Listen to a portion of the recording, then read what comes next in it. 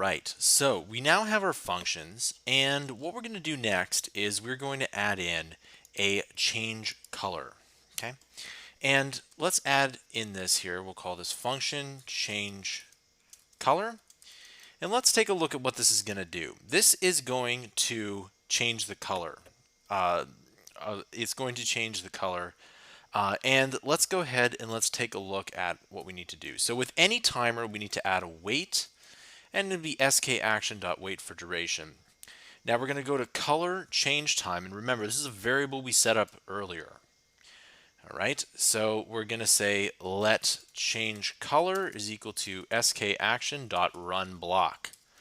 All right, and in here we're going to run a block of code. So in this block of code, we're going to say if is light color double equal to true and color change, and then we need a, for example, a color change logic var. So whenever you need to run any kind of when you need to, for example, run any kind of logic, you need two variables. Okay, so we have, let's just go up to the top here, and we have here, for example, we have is light color, and then is, and we do have that is color logic change bar. So is color change logic var is double equal, and we're going to need to go and say, for example, is double equal to true. Then, so if it's the light color, we want to change it to the dark color. We're going to say is light color is equal to false. Okay, and then we're going to say color logic, or is color change logic var is equal to false as well.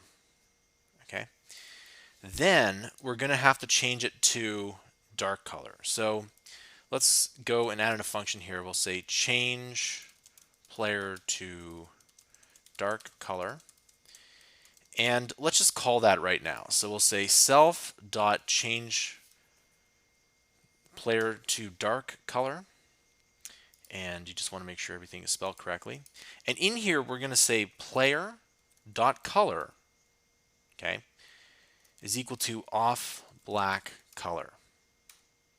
All right, and then we can actually change the labels too. We're going to go to lbl main.font color, or font color is equal to off black color, or if you want to, you can add it in to an sk color dot black color. So it's just slightly different than the off black color, because the main label can technically be the main label can technically be in the hiding the view. So we'll do the same for the scores. So lbl score dot font color is equal to off black color. Okay, and that's if we decide to hide it later. We did hide it earlier, and we can hide it later here. So let's add in another function called change to light, or change player to light color. Okay, and we're going to go to player dot color is equal to off white color, and then the other two, lbl main dot color is equal to off, and again, it's not the color, it's the font color, is equal to off white color, and then lbl score dot font color is equal to off white color. All right, so let's go ahead and let's go back up to this logic here. So if the is light color is true, and if is color change logic var is equal to true, we're going to change the color of the player to the dark color. And then what we're going to do is we're going to say if is light color is double equal to false, and is color change logic var is equal to true. So the reason, so this here is you need two variables to check this. Otherwise, if you use one, it will just simply run both of them. Okay, because for example, this is true, then we set it to false, and then it says if this is false, then it just kind of runs it here. So by adding in this extra step, we ensure that we can actually run this if statement. So we're going to say is light color is equal to true. Then we're going to say is color change large var is equal to true. Now technically we don't need to set that, but I like to do it just because it makes sense. All right, is equal to true. And we're going to go to self.change player color to light color. Okay, and there's one last important step. We're going to say is color change logic var is equal to true at the end. Okay, and we need to do that outside of the if statements or else it doesn't work. Let's add in a sequence. So we're going to say is skaction.sequence, and we'll make that equal to the weight and the change color. Okay, so we got weight and change color, and we're going to say let or self dot run action is equal to skaction dot repeat action forever. Okay, and we're going to repeat the sequence. Okay, now if we really wanted to, we could nest an if statement in here. We could say if is alive is double equal to true.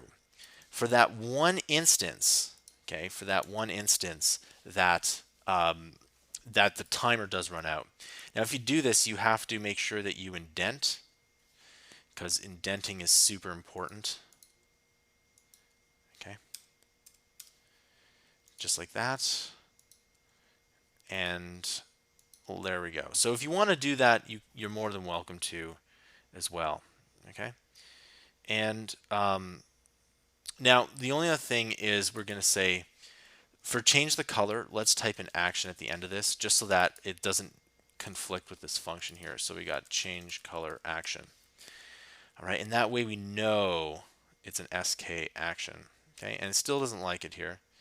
And it says variable used within its own. Oh, yes, and this is one thing. Technically, we need to put this out one more because this is still a part of the run action. I'm going to indent that. All right, there we go. So yeah, so that is essentially what you can do here, and it looks like if you want to indent it just one more time, you're more than welcome to do that. And there you go. Okay. Sometimes those little extra seconds do make a difference. This concludes the tutorial.